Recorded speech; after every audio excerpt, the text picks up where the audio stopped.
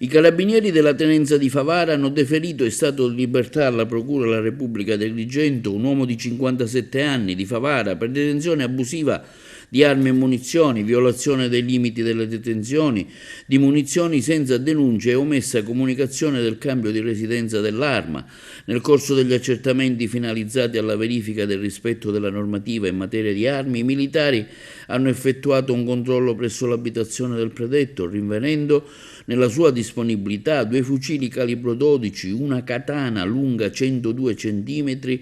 e 35 munizioni calibro 308 Winchester non denunciati, nonché accertando l'omessa comunicazione del cambio di residenza di un ulteriore fucile da caccia calibro 12. Le armi sopradette e le munizioni sono state sottoposte a sequestro penale in quanto detenute in violazione delle norme vigenti in materia di armi e munizioni. Nella circostanza sono state rinvenute ulteriori armi, questa volta regolarmente denunciate, consistenti in 10 fucili da caccia, 3 pistole, una carabina e munizionamento vario, ma che sono state ritirate cautelativamente in attesa di ulteriori provvedimenti. Il suddetto controllo dei carabinieri della tenenza di Favara si colloca all'interno di un articolato quadro di attività finalizzate a garantire la sicurezza dei cittadini. Il fenomeno della detenzione illegale di armi e munizioni, infatti, oltre a violare le norme vigenti, rappresenta un potenziale pericolo per la sicurezza pubblica e privata.